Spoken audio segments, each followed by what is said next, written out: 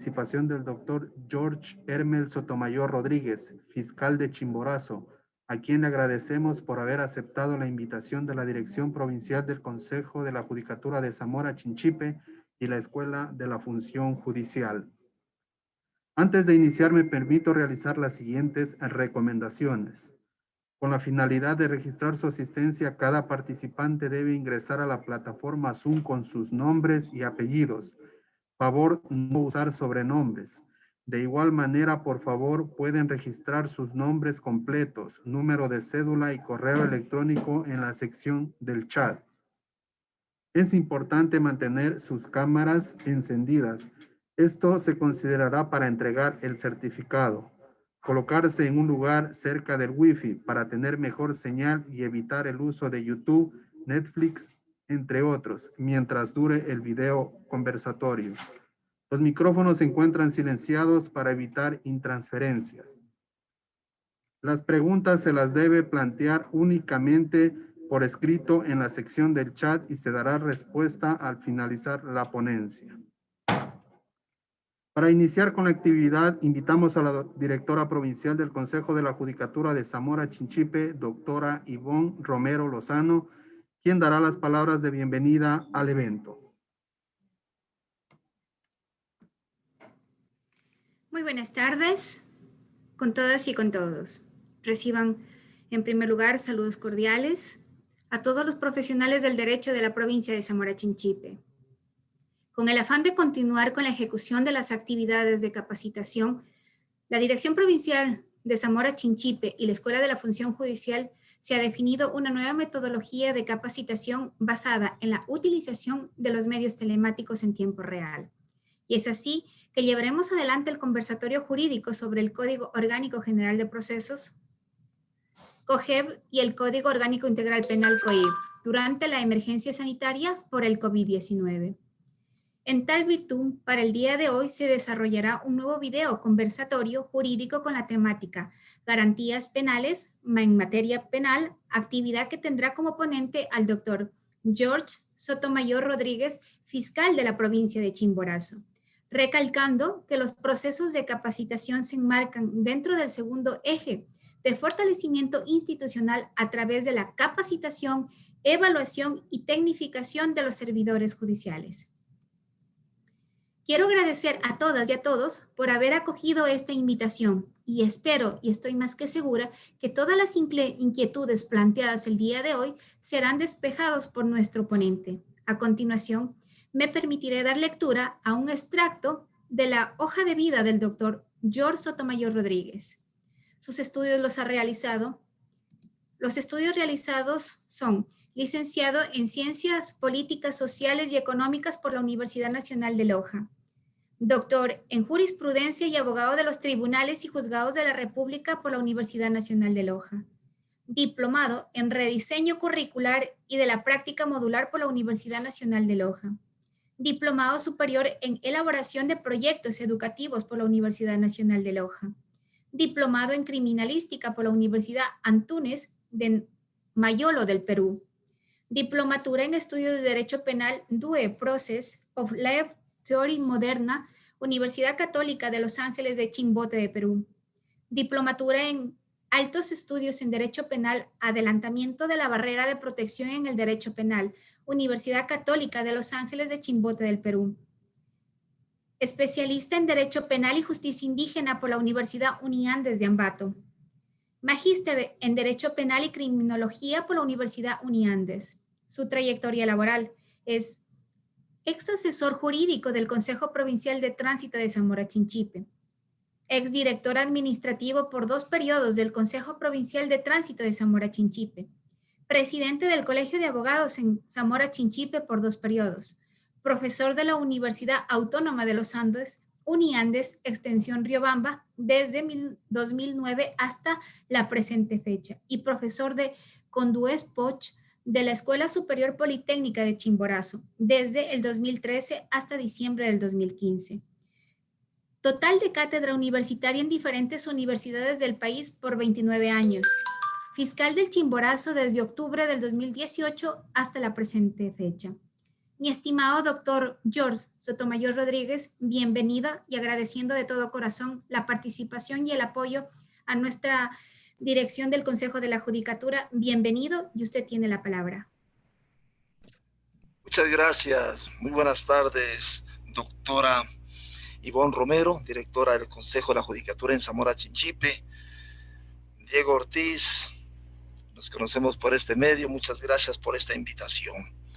Bueno, bastante complacido y emocionado de poder tener un conversatorio con ustedes. La mayoría de los zamoranos chinchipenses me conocen porque trabajé 14 años en esa hermosa provincia del sur de la patria, y actualmente me encuentro en Chimborazo, ya cumplí 12 años como fiscal en diferentes unidades.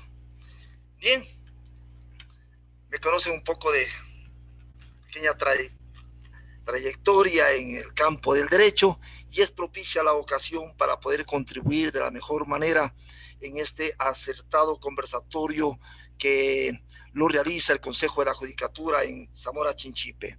Muchas gracias por tener ese privilegio de contar con esa aceptación por parte de ustedes para poder conversar con nuestros colegas abogados y abogadas y diferentes funcionarios judiciales de la provincia de Zamora Chinchipe.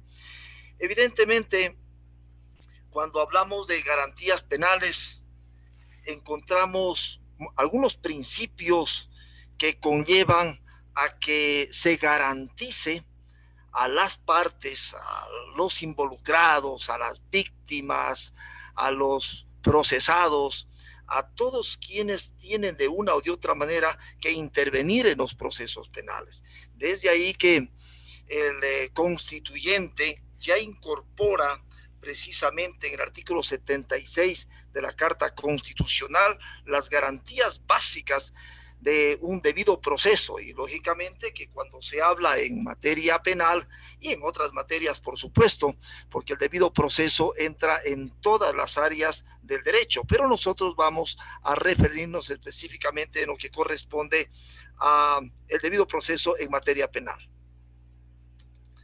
Bien, cuando hablamos nosotros de estas garantías básicas del debido proceso y de el derecho a la defensa que tiene que existir en los procesos penales, definitivamente tenemos que basarnos en algunas circunstancias. La Carta Constitucional, cuando hablamos de que todos los procesos en los cuales se determinan derechos y obligaciones de cualquier orden, se asegurará ante todo que exista un debido proceso, y lógicamente que dentro de ese debido proceso se asegurarán diferentes garantías básicas. Bueno, dentro de las garantías básicas del debido proceso también vamos nosotros a ver otras circunstancias que determinan dentro de las garantías penales, inclusive principios consagrados en nuestra Carta Constitucional. Cuando nos incorporamos al artículo 195 de nuestra Carta Constitucional, le da a la Fiscalía la facultad para investigar los delitos, para investigar los hechos delictivos, en otras palabras, en todas las fases, fase investigativa, en etapa procesal, en todas las audiencias, audiencia preparatoria, audiencias de juicio, etcétera. Ahí le da al fiscal esa potestad. Pero también la Carta Constitucional le está diciendo al fiscal, usted bien puede aplicar los principios. Uno de los principios que determina dentro de este artículo constitucional, ese es el principio de oportunidad, que eso prácticamente le da en este caso, al infractor, al que ha contravenido la norma legal, poder recurrirle al fiscal y decirle, señor fiscal, yo puedo estar dentro de la obtención de esta garantía constitucional.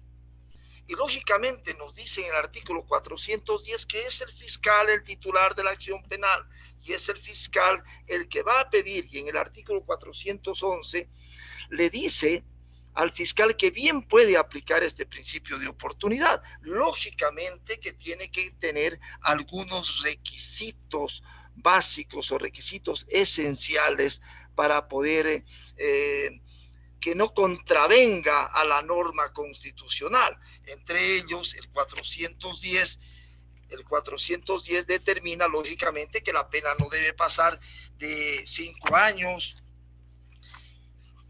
entre otras circunstancias, no tener otro proceso en curso, y bueno, y con las reformas que existieron al Código Orgánico Integral Penal, se determina que también no debe tener otro principio de oportunidad que le haya concedido ya la autoridad judicial. Entonces, una de las circunstancias que también determina que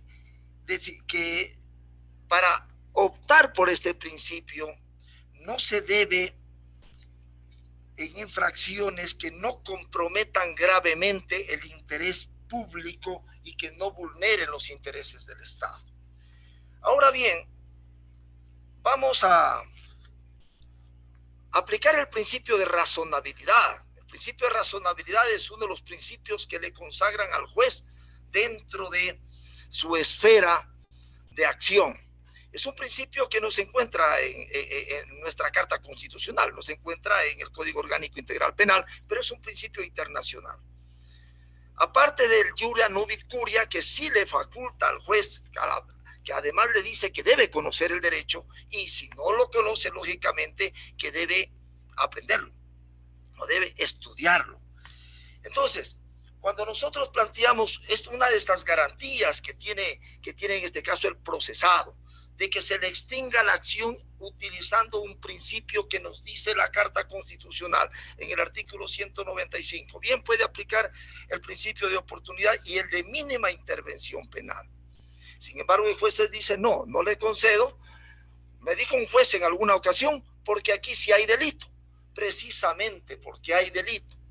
Por esa circunstancia es que el constituyente le dice, aplique el principio porque no queremos tener muchas personas en las cárceles, están a full, y démosle la oportunidad. En alguna ocasión se pedía un principio de oportunidad. Este es un conversatorio y lo vamos con la experiencia que tenemos acá en Chimborazo, yo les digo en los 12 años como fiscal, porque está haciendo mal uso del gas licuado de petróleo, es decir, en un pequeño restaurante que tiene 2 mesas, 4 sillas, se está utilizando el GLP, es decir, el cilindro de gas de uso doméstico, y se debería utilizar el de uso industrial. Un juez dijo, bueno, es que aquí vulneran los intereses del Estado, no le vamos a dar ese principio de oportunidad. ¿Por qué? $2 valía ese cilindro de gas. Y lógicamente que el industrial vale 20, 24, $25. Pero dice la norma que no vulneren gravemente. Ahí la circunstancia, gravemente. Es decir, bueno, vamos a encontrar alguna cantidad de funcionarios judiciales, jueces constitucionalistas, jueces legalistas, etcétera, etcétera. El juez le va a decir, el juez legalista le va a decir, no se le da el principio de oportunidad en este caso. ¿Por qué? Porque vulnera los intereses del Estado. Definitivamente está utilizando un cilindro de gas que no está utilizando el propio, vulnera los intereses. Pero el juez constitucionalista va a decir, no, aquí no hay una afectación grave y vamos a darle. Bien, ¿qué más? También nos dice que no se puede el principio de oportunidad darles cuando existen graves violaciones a los derechos humanos, cuando existen violaciones o delitos que afecten a la integridad sexual y reproductiva, delincuencia organizada, violencia a la mujer o miembros del núcleo familiar. En esos casos no, la ley mismo lo dice, pero en todos los otros casos que estén dentro del marco y dentro de la norma legal y constitucional, bien se puede aplicar, y lógicamente que una persona puede optar por esta gracia constitucional y legal y puede lógicamente obtener una extinción del proceso.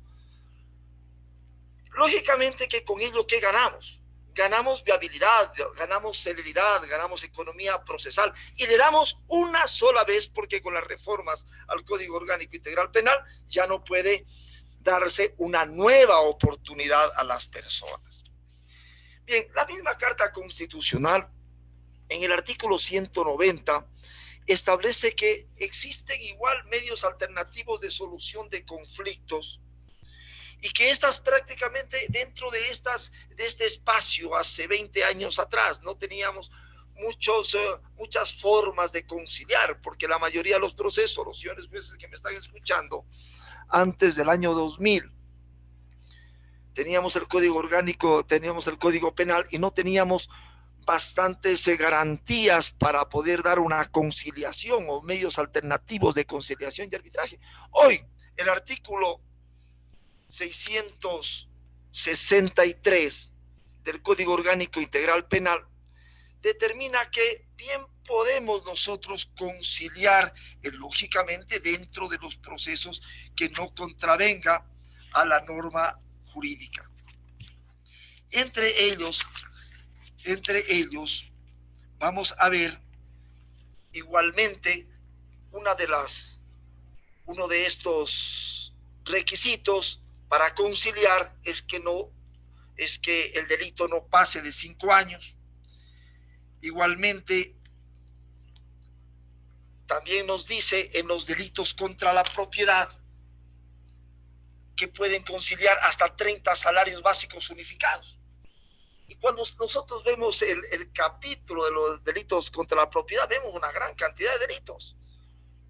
Robos, estafas, extorsiones, abigeatos, etcétera. Pero habrá en algún momento de alguien leer de manera general y decirle, no le vamos a dar, en este caso, no vamos a darle la conciliación. ¿Por qué? Porque definitivamente existe este impedimento que de pronto lo pueden leer muy someramente. Entonces, siendo que no se vulnere, en este caso, los derechos como tales, no se vulnere los derechos del Estado, es decir, no esté implicado y estén solamente los derechos de los particulares, como el caso de un hurto, de un robo, etcétera, etcétera, que estén dentro del marco, bien las personas pueden optar por una conciliación y tenemos lógicamente una garantía para que las personas no lleguen, la gran cantidad de procesos vayan a llegar a los juzgados y tribunales y no estaríamos, ni siquiera las fiscalías en el Ecuador, estamos con la cantidad de fiscales para poder asistir a todas las audiencias que se darían en base de estas circunstancias. Bien, entonces, se puede conciliar inclusive en materia de tránsito, excepto que haya muerte y también que no haya una incapacidad permanente para el trabajo. Así lo determina el marco legal. Entonces, como ustedes ven, vamos engranando algunos espacios que bien podemos nosotros como funcionarios judiciales, como fiscales, como abogados, inclusive con los jueces, poder aplicar estas garantías constitucionales que se encuentran enmarcadas en nuestra Carta Constitucional.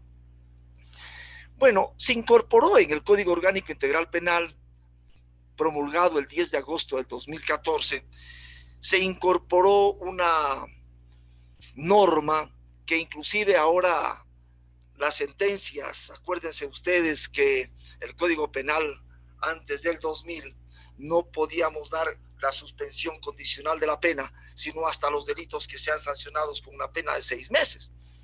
Hoy en día se mejoró las circunstancias en ese sentido. Bueno, para muchos, bien, es decir, para los abogados en libre ejercicio, etcétera, etcétera, que tengan a sus clientes y que les pueden hacer suspender la pena, perfecto.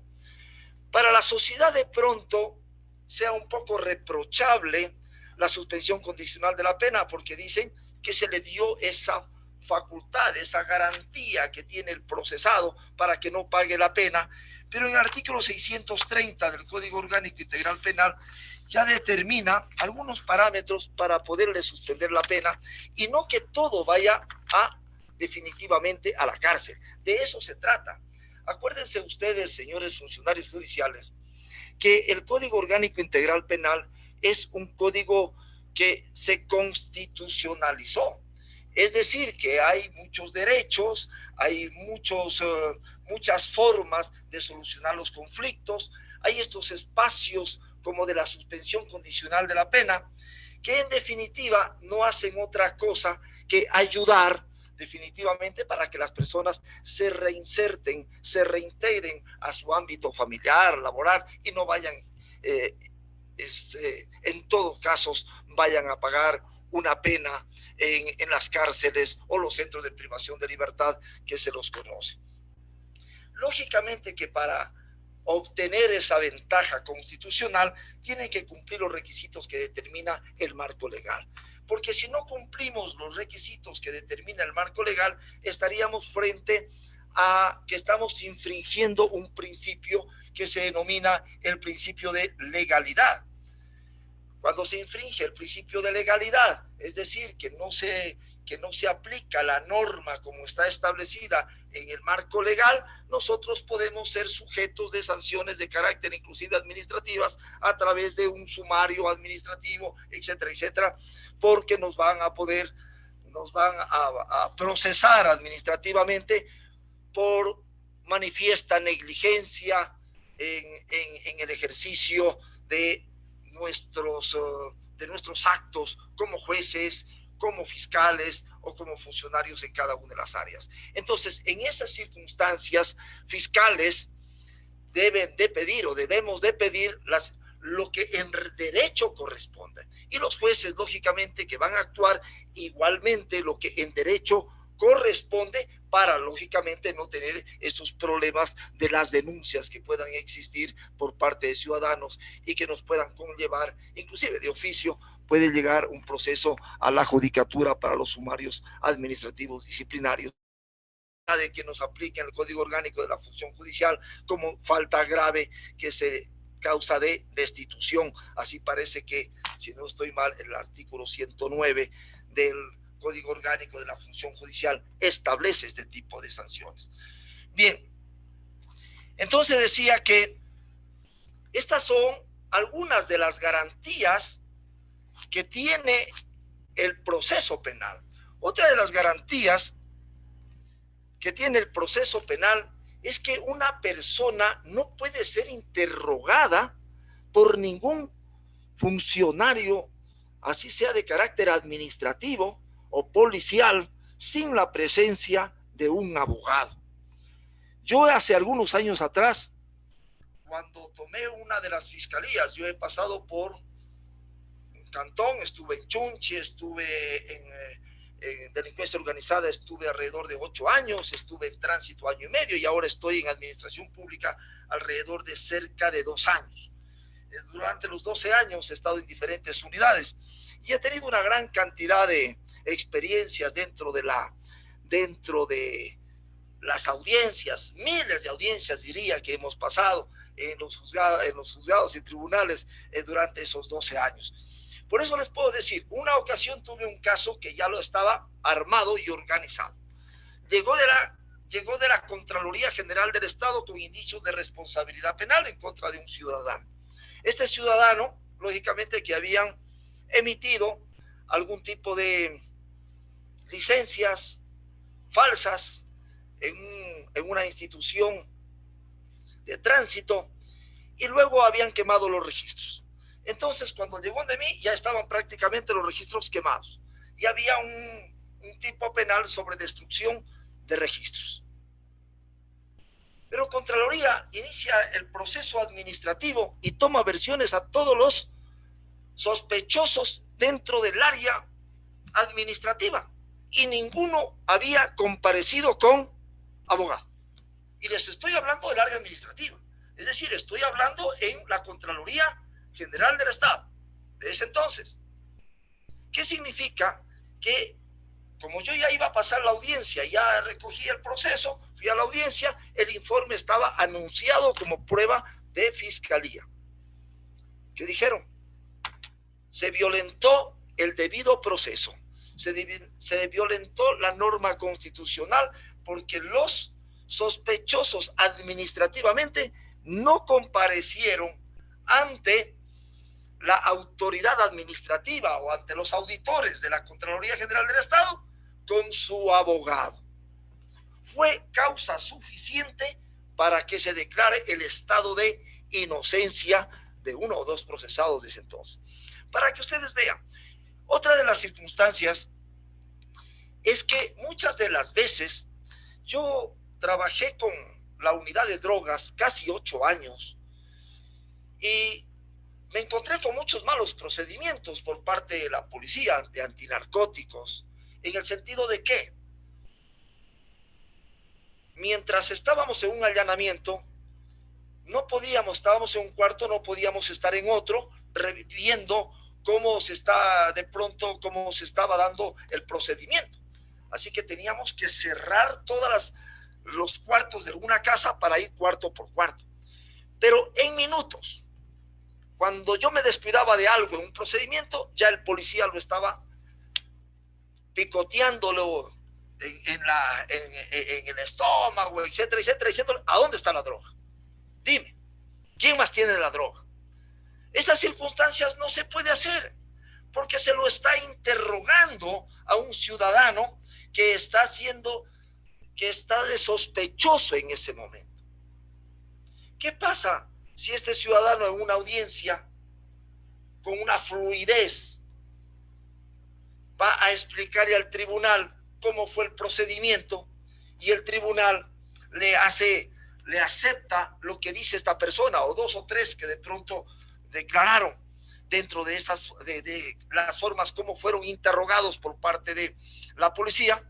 Lógicamente que ha habido una violación al debido proceso, ha habido una violación a la norma constitucional, porque no se puede hacer ese tipo de interrogatorios. Claro, el policía lógicamente que en una audiencia va a decir de manera libre y voluntaria, él manifestó que la droga la tenía en el techo. De manera libre y voluntaria manifestó que también había un ciudadano que se llama tal que también tenía la droga. Es decir, así va a justificar, y muchas de las veces nosotros como fiscales, ¿qué más tenemos que hacer? Pues estar con la tesis del parte policial y lo que pasó para sacar el caso, pero no es lo correcto. No es lo correcto. Ahí se estaría violentando, lógicamente, como le decía, el derecho inclusive a la defensa, porque esta persona pudo dar datos que claro, que puede servir lógicamente para la investigación, pero eso era en el sistema inquisitivo. Acuérdense que en el sistema inquisitivo era el policía que interrogaba, el policía maltrataba, el policía los colgaba de los pulgares, de los genitales, les metía la cabeza con agua y jabón y así sacaban las declaraciones. Y luego hacía firmar un acta que decían, yo fulano de tal fue el que cometía el delito. Pero cuando decía eso, cuando ya prácticamente no quería morir, asfixiado, etcétera, etcétera. Eso ya pasó.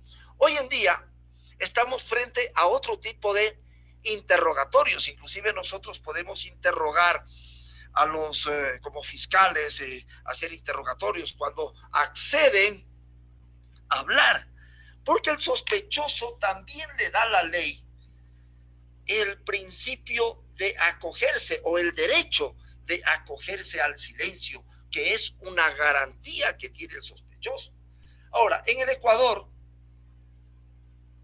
no es lo mismo que lo que pasa en los Estados Unidos. En los Estados Unidos, en una audiencia de juicio, si la persona decide hablar, tiene que someterse al interrogatorio de las partes. En el Ecuador, una persona va a la audiencia, habla hasta lo que le conviene, un procesado me refiero, y lógicamente luego de ahí se acoge al derecho del silencio porque su abogado patrocinador así lo aconsejó. Y así es una garantía que tiene y no podemos hacer nada. Ningún abogado puede utilizar esa garantía que tiene el procesado para decir que el procesado en esta audiencia se acogió al silencio porque no quiere decir la verdad. Eso no puede decir. Eso está vedado para la defensa. Jamás pueden acogerse de ese derecho constitucional que tiene el procesado para de eso hacer algún alegato.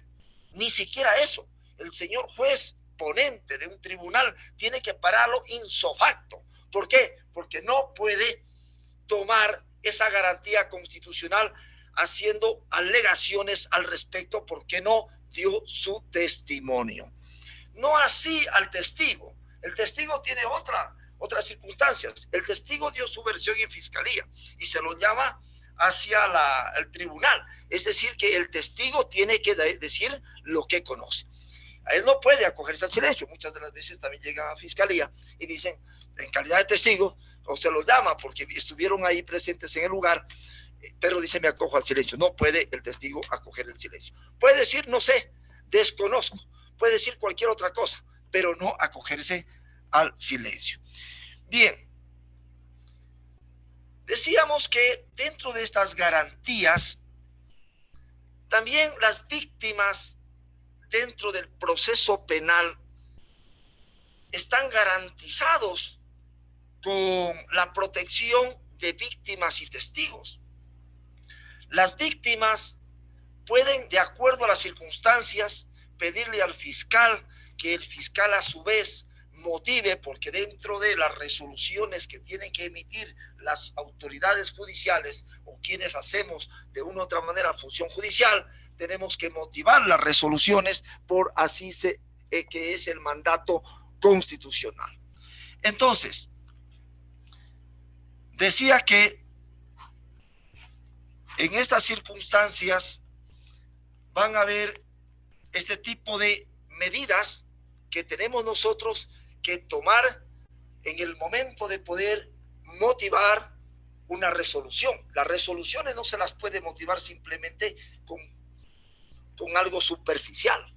Las motivaciones tienen que ser en base de jurisprudencia, doctrina, en base de las alegaciones que hicieron las partes y lógicamente que terminar con una sentencia, si es que es sentencia, bien definida. Pero si es una motivación pidiendo una detención para fines de investigación, los jueces no nos van a dar una boleta de detención para fines de investigación si no le motivamos y si no le convencemos al juez que hemos hecho todo lo posible para ubicar a un sospechoso.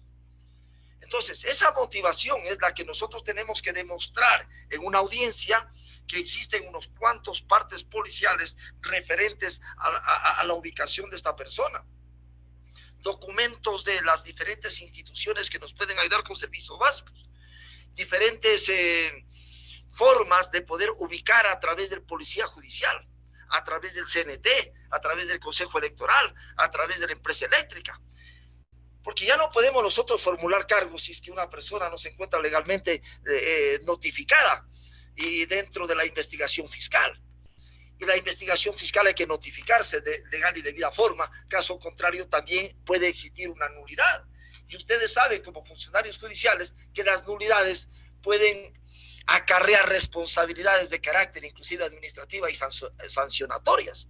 Entonces tenemos que cuidarnos de muchas circunstancias. Entonces decía que el fiscal debe de motivar un pedido para que una persona pueda incorporarse en calidad de víctima al sistema de víctimas y testigos que lleva la Fiscalía General del Estado y que esta persona sea protegida porque su vida posiblemente se encuentre en peligro. Tenemos que, dentro de todas estas garantías, hay muchas garantías que tiene el proceso penal, muchas garantías. Otra de las garantías es que cuando nosotros formulamos cargos, y no necesariamente vamos en todos los casos a utilizar el mecanismo de la prisión preventiva para que esa persona se quede recluida o internada ya dentro de un centro de privación de libertad. Muchos le llaman la pena anticipada dentro de los doctrinarios, porque en supuesto caso, que es un caso pequeño, y de pronto llegamos a juicio y los señores jueces, si es el tribunal, declaran la inocencia, ¿quién le devuelve los 30 días que estuvo detenido? Han habido juicios en ese sentido ante los tribunales de lo contencioso administrativo, pidiendo reparaciones sobre los $500,000 por personas que fueron declaradas inocentes y que pasaron 30, 60 o 90 días detenidas. Entonces la ley nos dice los mecanismos, las medidas cautelares que a la prisión preventiva. La prisión preventiva todos lo conocemos, señores funcionarios judiciales, que es de última ratio. Es decir, cuando ya no existe ninguna otra medida cautelar para proteger, para prevenir que esta persona vaya a desaparecer.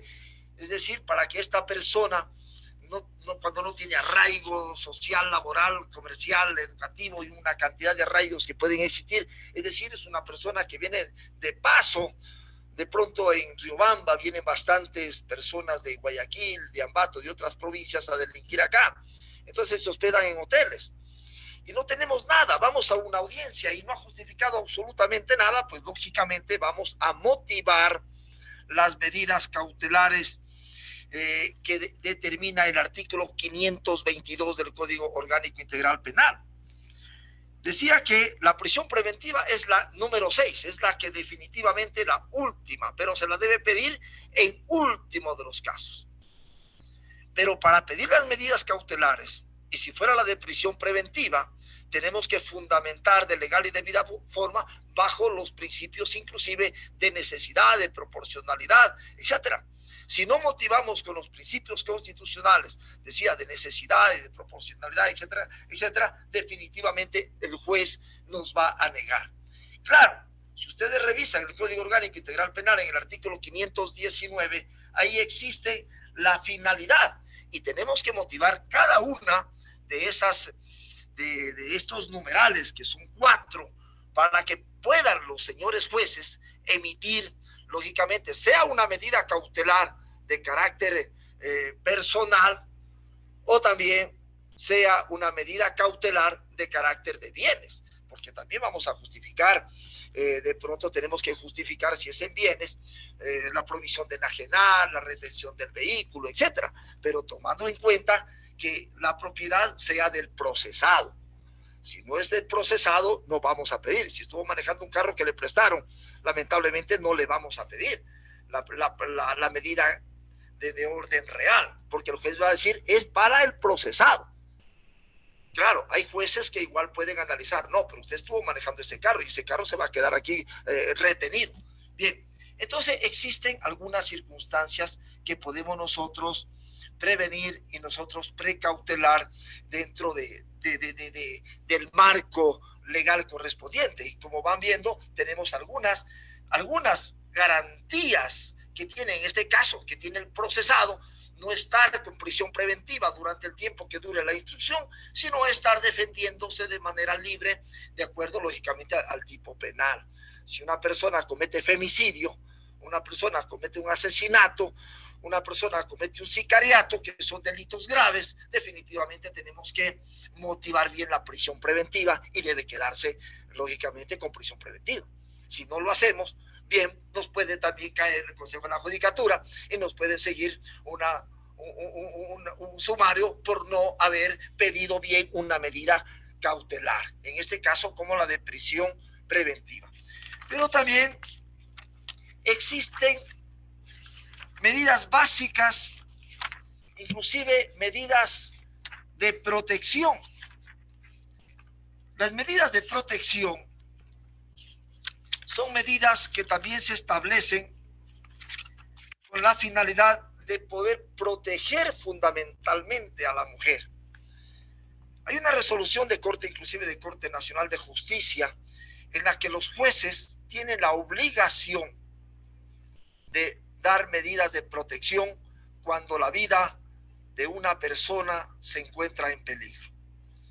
¿Qué pasa si nosotros pedimos una medida de protección porque el esposo la pegó, la pateó, etcétera, etcétera, con una cantidad de días para incapacidad para el trabajo, la señora va con los ojos grandes, todo moreteada, etcétera, y pedimos medidas de protección y el juez me dice no, le niego? Regresa el esposo a la casa, llega la mujer, ahora dice, ¿por qué me denunciaste? Y la mata y comete femicidio.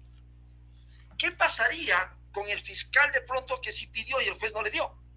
Posiblemente se estaría salvando. Pero si el juez no le dio y lógicamente esta medida y cometió un delito de femicidio esta persona, este violentador, ¿qué vamos a tener?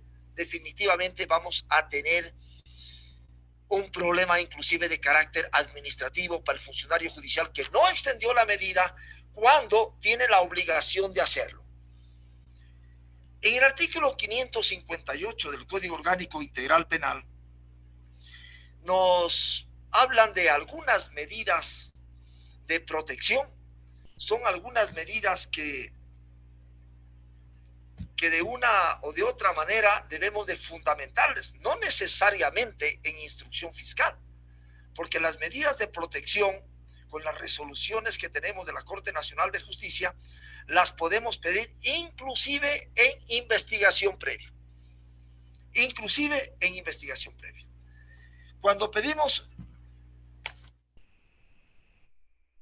hablamos de investigación previa, es cuando no tenemos los elementos suficientes o necesarios en una flagrancia y no podemos nosotros atrevernos a iniciar una instrucción fiscal con un parte policial. Muchas de las veces, no sé lo que pasa en Zamora, pero muchas de las veces nos dicen, el señor juez nos dicen, señor fiscal, nos llegó un parte policial y me dice a las 9, tenemos la audiencia a las 10 de la mañana. ¿Qué puedo hacer como fiscal en una hora? Llamarlos a los policías a que me rindan la versión, llamarle a los peritos para que se posicionen para hacer un reconocimiento del lugar de los hechos y una evidencia. De pronto a la psicóloga o trabajadora social para hacer, depende de las circunstancias, un informe psicológico, un estudio psicológico, un entorno social. Pero una hora no es nada para poder llevar algo de elementos a una audiencia de calificación de flagrancia. Entonces, también tenemos que tener una certificación de la unidad judicial que diga que el ciudadano X fue notificado con la medida de protección o con la boleta de auxilio que le otorgaron a una señorita X. No tengo esos elementos, entonces dejo en investigación previa. Como dejo en investigación previa, pero si veo que en realidad es un violentador, es una persona agresiva, es una persona que realmente es peligrosa para que vive en el entorno familiar, yo puedo preguntarle a la víctima en ese momento y decirle, a ver, ¿desea que salga de la casa? O si es el enamorado, desea que no se le acerque. O si es el conviviente, o como quieran llamarle, decirle, desea que esta persona ya no se acerque a usted ni a los miembros del núcleo. Entonces tengo que hacer unas circunstancias de esa naturaleza para pedirle y fundamentarle al juez medidas de protección que prevé el artículo 558 del Código Orgánico Integral Penal. Y con ello nos hemos librado, igual como fiscales, como jueces, definitivamente de que luego vaya a pasar alguna circunstancia con estas personas, porque si bien es cierto tienen una boleta de auxilio, pero el policía no va a estar las 24 horas auxiliándole a la víctima. Acuérdense que los delitos de violencia intrafamiliar, sexual, etcétera, son a puerta cerrada. Solamente ve los hijos si son menores de edad, no ve nadie más. No pueden ni siquiera utilizar el teléfono, porque a veces el teléfono les quiebran, les quitan, etcétera, etcétera. Entonces, en esas circunstancias, tenemos que tomar las medidas preventivas para poder lograr de una o de otra manera obtener estas medidas de protección que definitivamente no le hace en ningún momento mal al sistema, más bien nos está ayudando a proteger a una víctima. Entonces, es una garantía que tiene en este caso la víctima de optar por una de las medidas que tenemos dentro del Código Orgánico Integral Penal 11 de referencia para poderlas fundamentar la que sea necesaria, no todas, por supuesto, no todas, es de acuerdo a la circunstancia. Bien, otra medida. Hay otras garantías que tiene el procesado. Me acordaba en este momento hay un principio que está consagrado en el Código Orgánico de la Función Judicial y también, lógicamente, en el Código Orgánico Integral Penal. Es el principio denominado non bis in idem. El principio del non bis in idem es un principio en el cual a una persona no se la puede procesar 2, 3, 4 veces por los mismos hechos, circunstancias o por el mismo caso, excepto en los casos que tienen que ver en asuntos ya civiles o administrativos. Pero para inclusive los doctrinarios nos han manifestado que el principio del non bis in idem inclusive debe tomarse en cuenta los asuntos de carácter administrativo.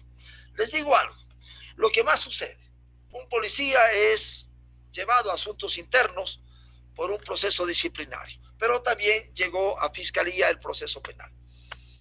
En asuntos internos lo destituyeron y en fiscalía también se pretende que se lo acuse para que se lo lleve a juicio y sea penado. Para los doctrinarios en materia constitucional dice que no, ya fue procesado administrativamente y no puede ser procesado penalmente. Aquí todavía no hay un criterio unánime y se sigue manejando. Aquí en el Ecuador se sigue manejando aún los casos civiles. Bueno, ustedes saben también, es otra cosa la prejudicialidad, cuando viene un asunto civil y luego viene para un asunto penal, es otra cosa. Pero en materia de administrativa, en materia, cuando tienen los policías problemas, uno de los casos, problemas de carácter administrativo y son procesados administrativamente por cualquiera de las circunstancias, bueno, que no sea lógicamente que caiga dentro de delitos que tenga que ver la vida, etcétera, etcétera. Pero sí hay otros procesos que pueden ser como de estos de básicos, inclusive que pueden llevar a la pérdida de un documento, se le traspapeló un documento, etcétera, etcétera, y que piden también el proceso penal para ser procesado en este caso, por destrucción, etcétera, de registros. Bien, entonces, ese principio non bis in idem, lógicamente que lo recoge el Código Orgánico de la Función Judicial para asuntos de carácter indígena. Los procesos de carácter indígena que se sustancian dentro de sus comunidades, etcétera, etcétera, y si hay una persona que fue sentenciada en la comunidad indígena, ya no puede ser procesada dentro de materia penal. Pero lógicamente aquí hay una excepción. En la Carta Constitucional no dice la excepción. La excepción está en la sentencia La Cocha, que salió lógicamente en la Corte Constitucional. Con ello, definitivamente, ya les dio la garantía para poder los indígenas procesar y sentenciar en casos que no atenten a los derechos humanos. Es decir, una violación, ya definitivamente no se puede declinar la competencia. La declinación de competencia de juez penal a la justicia indígena definitivamente tiene que ser en asuntos que no afecte lo que es los derechos humanos y las garantías constitucionales. Entonces, con ello, Javier, definitivamente vamos a procesos muy pequeños, muy básicos, vamos a hacer la declinación de la competencia. Bien. Hay otras de las garantías que tenemos dentro de los procesos penales es que podemos recurrir a los fallos. Podemos recurrir a los fallos ante las salas, ante los superiores, para poder entrar dentro de lo que corresponde al derecho de la impugnación que tenemos las partes. Entonces, excepto, aquí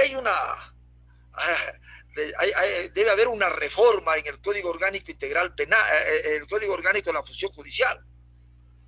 Podemos recurrir a los fallos en materias administrativas, en materia penal, en materia civil, pero cuando procesan a un funcionario de la función judicial y llega un caso al Pleno del Consejo de la Judicatura, de ese fallo no tiene apelación. Ahí hay una vulneración total dentro de lo que corresponde al funcionario judicial. Entonces, en esas circunstancias debe haber lógicamente una reforma a esto, porque nos obligan a los funcionarios judiciales, como ya no hay más, no hay apelación, cuando ya sube el pedido de destitución por el director del Consejo de la Judicatura Provincial, sube al pleno del Consejo de la Judicatura Nacional. ¿A qué hora apelamos? No nos dan chance de apelar en el pleno. Entonces nos obligan a presentar acciones de carácter administrativo ante el Tribunal de lo Contencioso y también las acciones de protección. Yo no sé cómo estamos con el tiempo. Les había puesto una pequeña frase dentro del derecho penal, porque todo esto conlleva lo que es el derecho penal. Yo tengo clases en una universidad, ya luego, ya de aquí salgo disparado para conectarme en la casa. Pero les voy a decir que el derecho penal es el conjunto de reglas jurídicas establecidas por el Estado que asocian el crimen como hecho y a la pena como una legítima consecuencia. Eso lo dijo Litz. Yo, si por el tiempo, yo tengo un material para tener una hora más o un poquito más. Lamentablemente no, ni siquiera lo hice uso de las guías para nada, porque entramos directamente en materia práctica.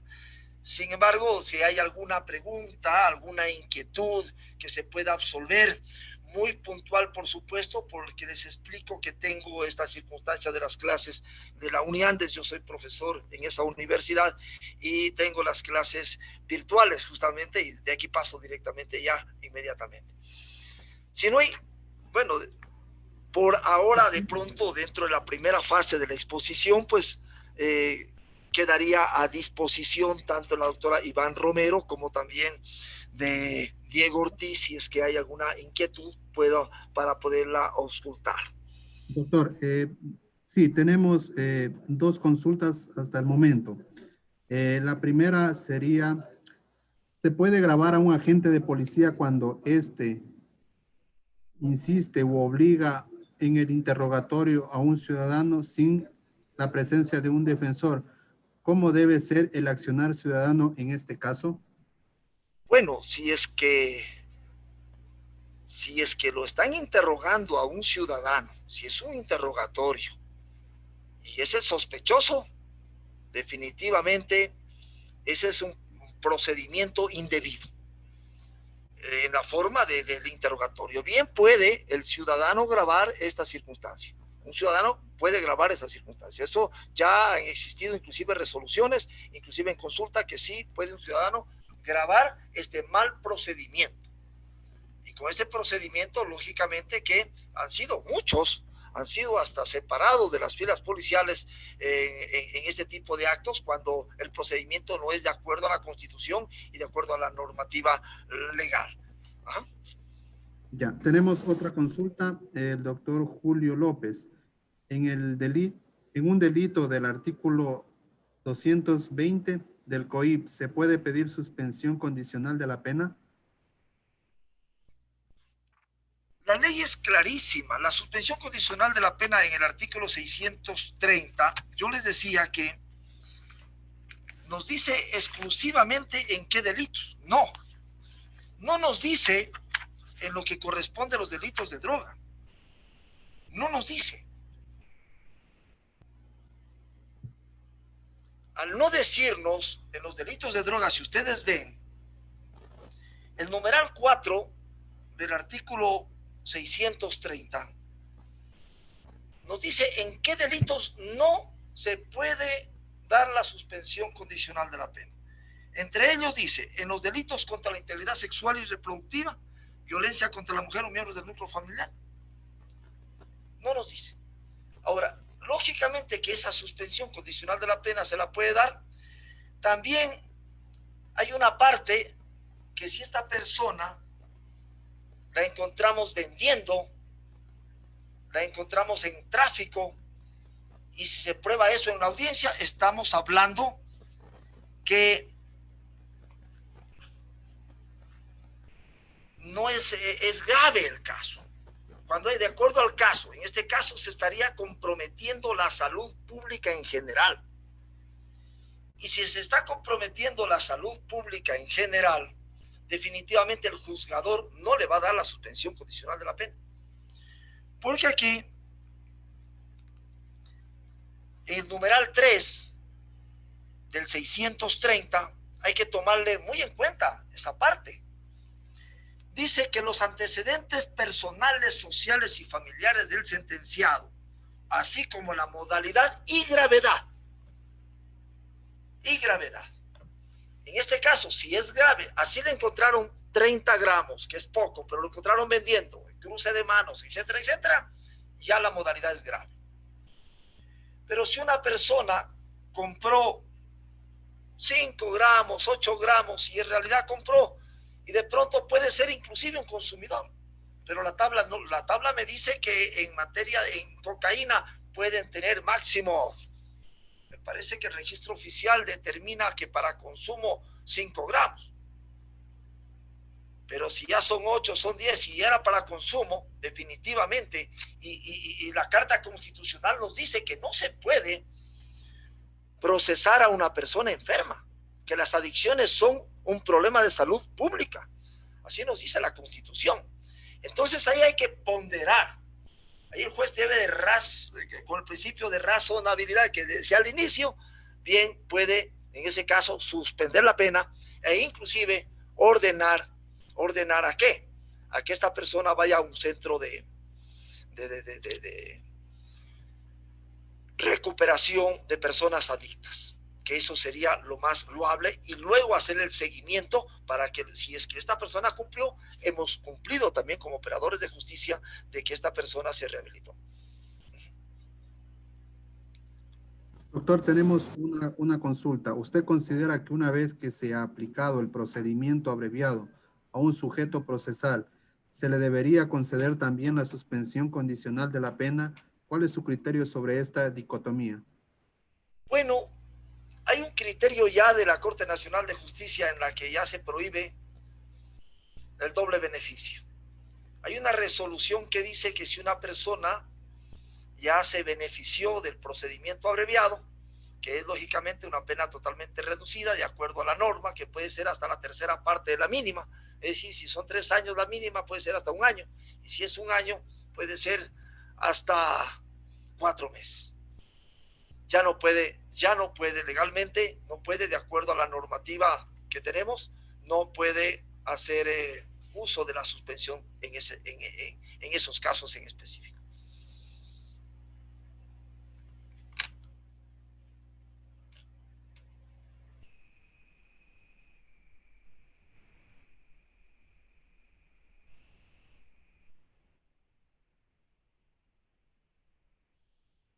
Si no hay más, les digo que estoy... Agradecemos al doctor George Sotomayor Rodríguez, fiscal de Chimborazo, y a ustedes por su participación. Desde el correo electrónico de la Escuela de la Función Judicial se remitirá el link de acceso, usuario y contraseña a fin de que puedan descargar su respectivo certificado de participación en el transcurso de la próxima semana. Agradecemos a todos su participación. Muy buenas tardes. Gracias. Un agradecimiento formal a todos quienes estuvieron en la red, en la línea, a las autoridades del Consejo de la Judicatura, y este servidor estará presto cuando ustedes así lo estimen necesario. De repente haya la oportunidad de podernos intercambiar, con mucho gusto lo haré y será un placer. Inclusive tengo un gran compromiso con esa institución tan grande, es que mi hija también trabaja en esa dirección allá en Zamora, Tatiana. Un saludo desde acá de Riobamba. Un abrazo a todos ustedes. Muchas gracias. Muchas gracias, estimado doctor. Okay. Gracias, mi estimado doctor George. Saludos desde la provincia de Zamora Chinchipe. Muchas gracias.